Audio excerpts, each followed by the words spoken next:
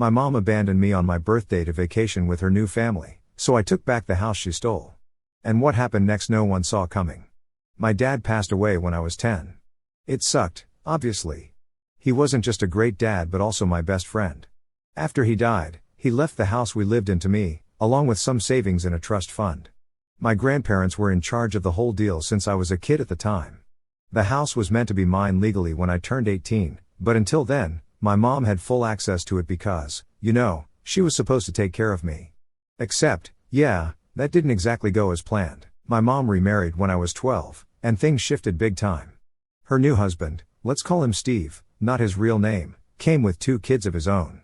Suddenly, it felt like my mom had started her second life with this new family, and I was just kind of there, like an old piece of furniture they hadn't gotten around to throwing out yet. At first, I tried to make it work. I was 12, what else was I supposed to do? Steve wasn't awful to me or anything, but he wasn't great either. He treated me like a guest in my own house, and his kids, don't even get me started. They weren't horrible, but they were loud, messy, and entitled. They'd take over the living room, leave their stuff everywhere, and straight up ignored me most of the time. By the time I hit high school, I'd figured out how things worked.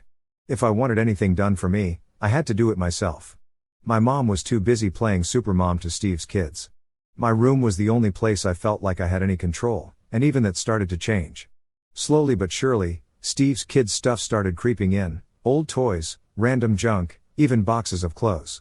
One time, I came home and found a broken scooter in the corner of my room. When I asked my mom about it, she just shrugged and said, "There's no space in the garage." At this point, I was spending more time with my grandparents than at home. They were the ones who actually cared. They'd make sure I had what I needed, help me with school stuff, and just listened, My grandpa, especially, always had my back. He's the kind of guy who doesn't say much but always knows what to do. Anyway, fast forward to a few weeks before my 18th birthday. My grandparents sat me down to talk about the house. My grandpa was super chill about it, like he always is. He said, "The house is going to be yours soon, legally. You'll have full control over it, and it's up to you what you want to do with it." I nodded along, but in my head, I was like, cool, but nothing's really going to change, right?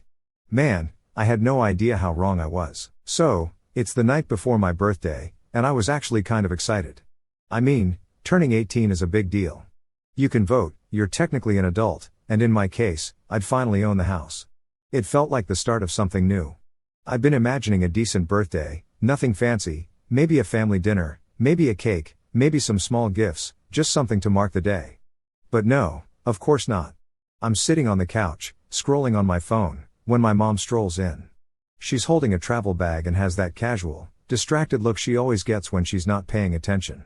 "Oh, by the way," she says, as if she's reminding me to take out the trash, "we're leaving tomorrow for a vacation. Just me, Steve, and the kids. You don't mind staying here alone, right?" I blinked at her. I honestly thought I misheard her at first. "Wait, you're leaving tomorrow? That's my birthday." She barely looked up. "Yeah, I know, but we've had this trip planned for months. You'll be fine. You're old enough to handle yourself. Order some pizza or something." Order some pizza or something. That was her big plan for my 18th birthday. No party, no dinner, no acknowledgement that the day even mattered. I felt this heat rise in my chest, like I wanted to yell, "Are you serious right now?" But I didn't. What would have been the point? So, I just sat there, staring at her while she walked away, completely unfazed. The next morning, I woke up to the sound of suitcases being rolled across the hallway. I got up, still half asleep, and walked into the kitchen.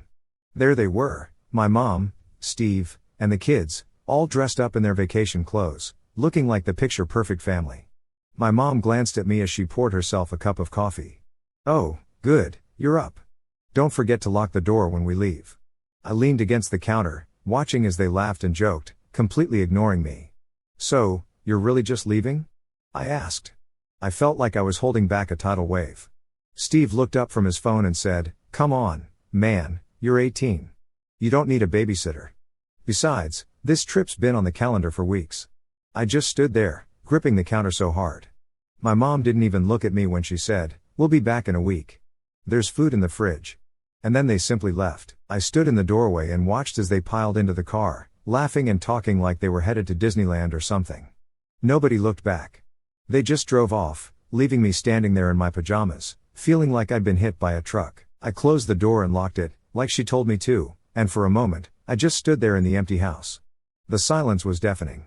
I spent the morning in a weird haze. I didn't know whether to be angry, sad, or just numb. I opened the fridge to see what food my mom had left for me, and it was pathetic: half a carton of milk, some old takeout, and a box of frozen chicken nuggets. Cool, I thought. Happy freaking birthday to me. Around noon, my phone buzzed.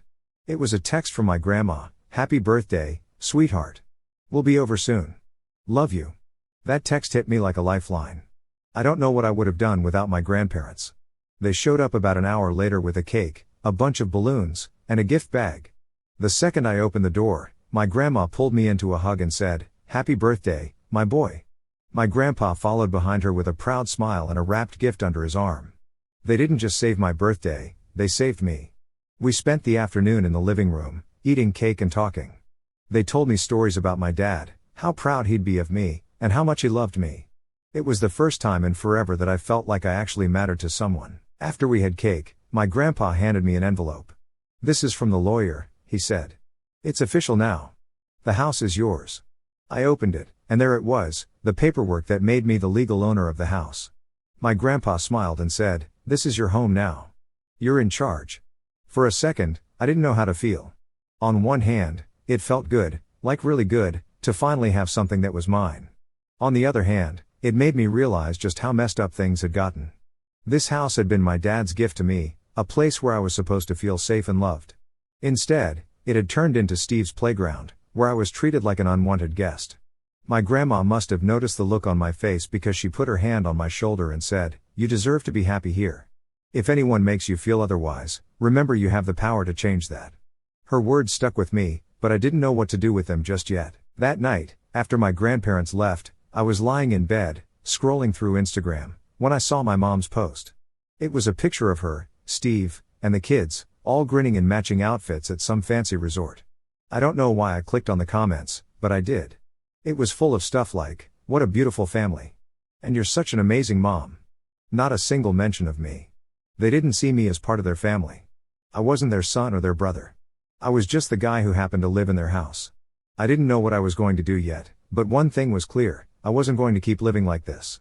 This house was mine, and it was time I started acting like it. The day after my birthday, I woke up with this weird mix of determination and dread, like part of me was ready to take back control of my life in this house, but the other part of me was scared of what that would actually mean.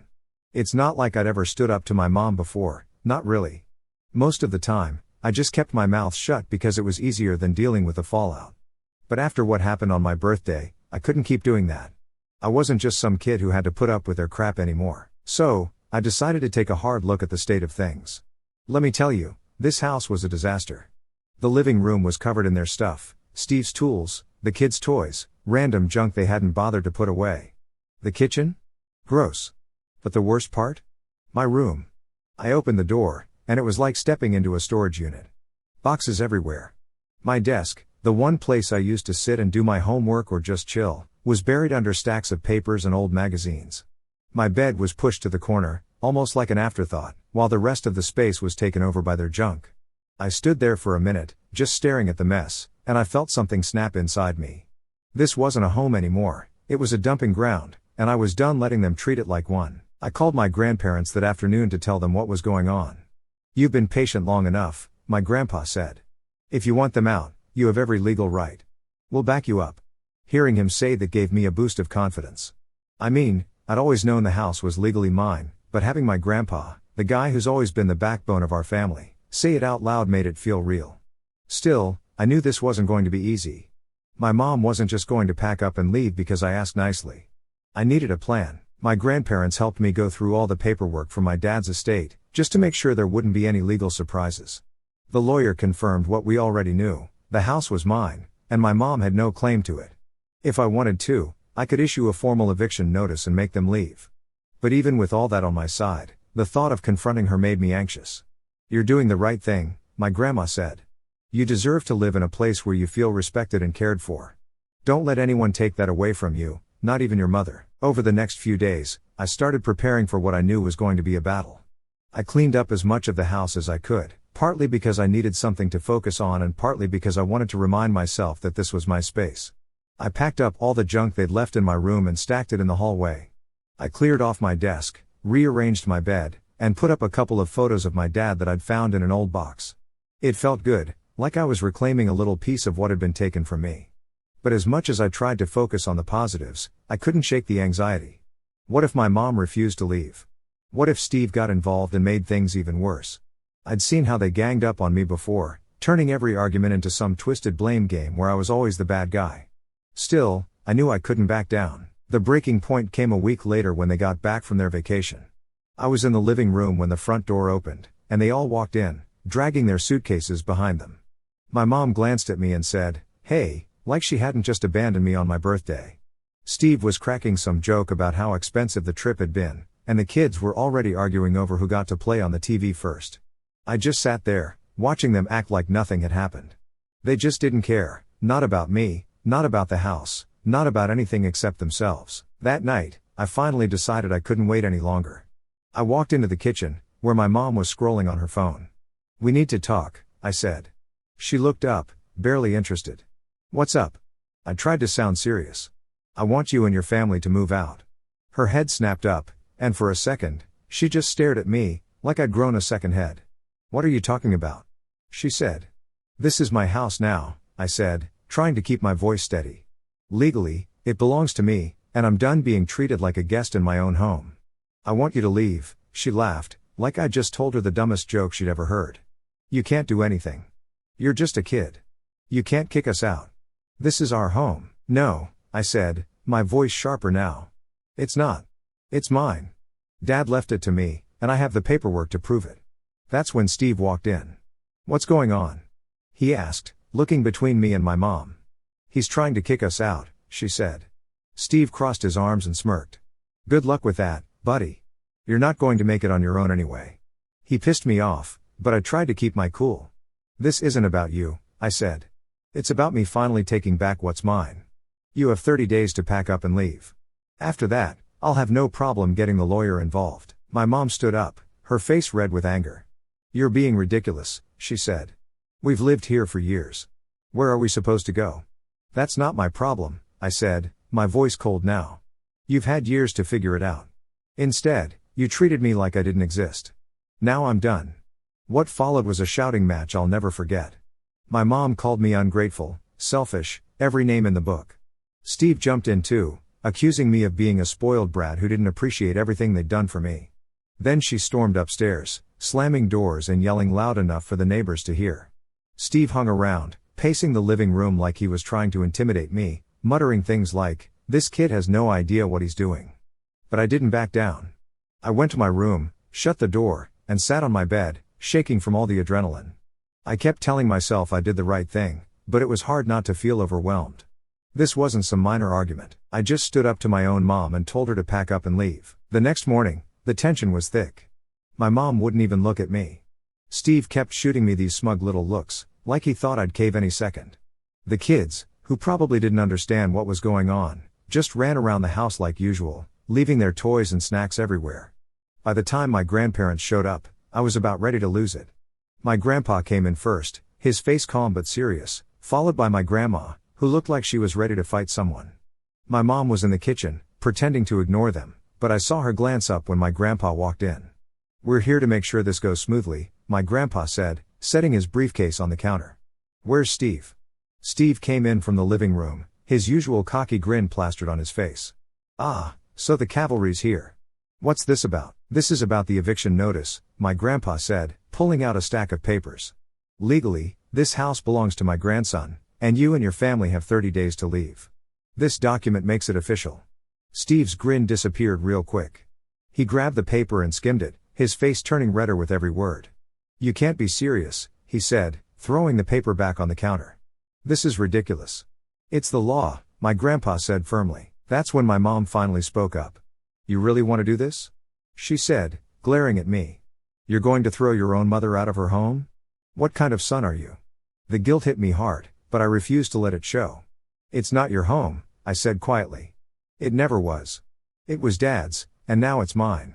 You've treated me like a guest here for years, and I'm done. I deserve better." Her face twisted, like she couldn't decide whether to cry or yell. She went with yelling. "You're a piece of shit," she said. "Everything I've done for you, and this is how you repay me after all the sacrifices I've made?" "Sacrifices?" I shot back, losing my temper. "You mean like abandoning me on my birthday so you could play happy family with Steve? Or turning my room into a storage unit? Or acting like I don't even exist half the time?" "Yeah, thanks for all the sacrifices, Mom." The argument went on for what felt like forever. My mom tried every trick in the book, crying, yelling, cursing. Steve jumped in too, calling me ungrateful and saying I'd regret this decision when I realized I couldn't handle living on my own. Even the kids got involved at one point, whining about how mean I was being and how they didn't want to leave. But I held my ground. "You have 30 days, I said, cutting them off. "After that, if you're not out, I'll have no choice but to get the authorities involved. I don't want it to come to that, but I will if I have to." My grandparents backed me up every step of the way. My grandma, who's usually the sweet and quiet type, even stepped in when my mom tried to use my dad against me. "Your father would be so disappointed in you," my mom said, tears streaming down her face. "This is not what he would have wanted. Don't you dare," my grandma got sharp. "Don't you dare use his memory to manipulate him. You've taken advantage of that boy in this house for long enough. It's time for you to move on." The rest of the day was a blur. My mom disappeared into her room, slamming the door behind her, while Steve muttered curses under his breath and stomped around the house like a toddler throwing a tantrum. I spent most of the afternoon with my grandparents, going over the legal process and making sure everything was airtight. That night, my uncle came over with a locksmith to change the locks on the doors.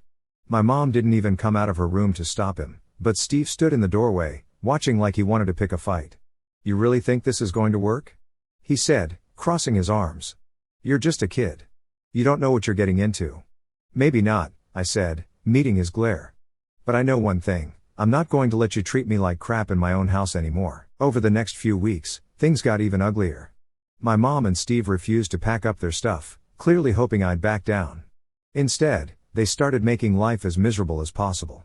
The kids left their toys everywhere, blasting the TV at full volume every chance they got. Steve kept accidentally eating the food I bought for myself, and my mom started leaving passive-aggressive notes around the house. "You'll regret this," one of them said. "Family is all you've got." I wanted to scream. I wanted to punch a wall. But instead, I called my grandparents and told them what was happening. "You're doing everything by the book," my grandpa reassured me. "They're just trying to wear you down. Don't let them." By the time the 30-day deadline rolled around, my mom and her family had finally started packing, but it was clear they weren't going quietly. On the last day, my mom gave one final try. "I hope you're happy," she said as she loaded the last box into their car. "You've torn this family apart." I didn't respond. I just stood there, watching as they drove away, leaving the house, and me, behind. When the door finally shut, I felt a wave of relief like I'd never felt before. It didn't feel real at first. The house, for once, was completely silent.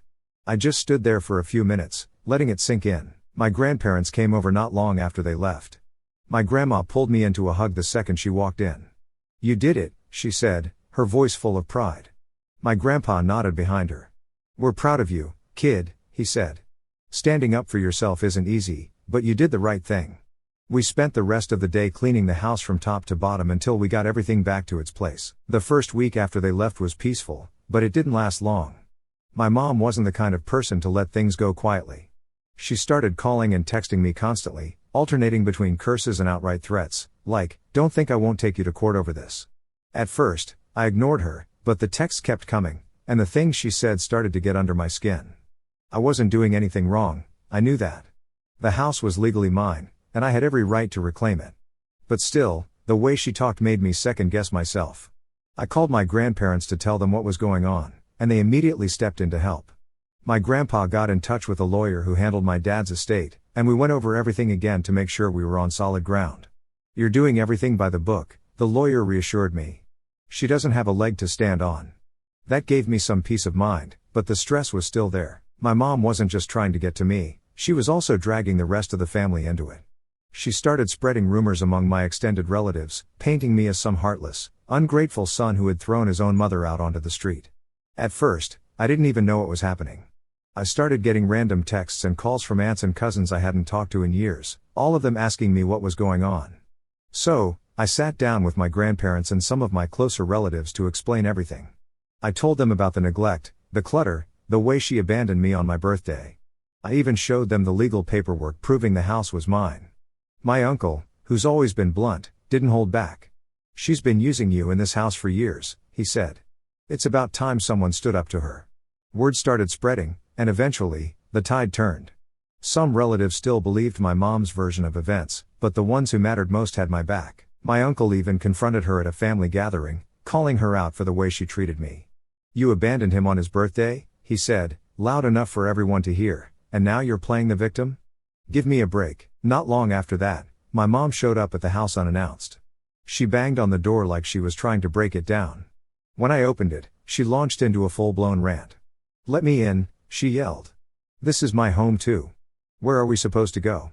I stood there, trying to stay calm. "It's not your home," I said firmly. "It's mine, legally. You've had years to figure out your situation, but instead, you treated this place like a free ride. Now it's time for you to move on." She tried to push past me, but my grandpa, who happened to be visiting that day, stepped in. Her tone shifted from anger to full-on rage, her face contorting like she was about to explode. "Are you freaking serious right now?" she screamed, jabbing her finger toward my grandpa. "This is your fault. You've always hated me, haven't you? You've been waiting for this moment to turn my own son against me, you old bastard." My grandpa, as calm as ever, didn't flinch. "This isn't about me," he said evenly. "This is about you and the choices you've made. You've taken advantage of him in this house for long enough. It's time to move on." But she wasn't done. "Move on? Move on to what, huh? A cardboard box? You think you're so high and mighty with your little speeches, but you're nothing but a bitter old man sticking your nose where it doesn't belong." My grandpa raised an eyebrow but didn't engage. "You've made your bed," he said. "Now you have to lie in it." That only made her more furious. She turned to me next. "You're just like him," she spat, her eyes wild. "A selfish, ungrateful little brat. I hope this all blows up in your face, and when it does, don't come crying to me or to your precious grandpa." She stormed down the driveway, shouting over her shoulder, "And you," she yelled at my grandpa, pointing at him, "you're a miserable old fool who ruined everything. I hope you're happy, you piece of crap." I stood there, my chest tight, watching her leave. It hurt more than I wanted to admit, hearing those words thrown at the one person who had always had my back. But as my grandpa put a reassuring hand on my shoulder, I reminded myself that I wasn't doing anything wrong. In the weeks that followed, things finally started to settle down. My grandparents and I spent more time together, cleaning, redecorating, and turning the house into a place I could truly call home. My uncles and aunts pitched in too, helping with repairs and offering advice on how to manage everything on my own. The house wasn't just a house anymore, it was my sanctuary, a place where I could build my future and honor my dad's memory. Every time I walked through the door, I felt this deep sense of pride and gratitude. Honestly, I feel like I got some scars from all this, and not the kind you can see. I always thought turning 18 meant freedom and starting fresh, but no one ever tells you how complicated and messy it can be. I didn't expect the adult world to suck this much, and I definitely didn't expect to face all this drama just to feel like I had a place to call home. It wasn't easy, like not even close. There were so many moments where I wanted to throw in the towel and let them win, just because it would have been less exhausting. But now that I've come out the other side, I can say reclaiming my home and my life was the best decision I've ever made. It feels different now when I walk through the front door. This place doesn't feel like a battlefield anymore, it feels like mine. I've been doing a lot of thinking about what comes next. For one, I've been working on turning the house into a place I can actually enjoy, and honestly, I think I deserve to celebrate after everything that happened. I want to mark this as the start of something better. I was thinking about throwing a proper birthday party, like the one I should have had in the first place. Nothing too wild, but something fun, maybe invite some friends, cook a nice meal, and finally have a night that's all about good vibes and no drama. What do you guys think? Should I go for it?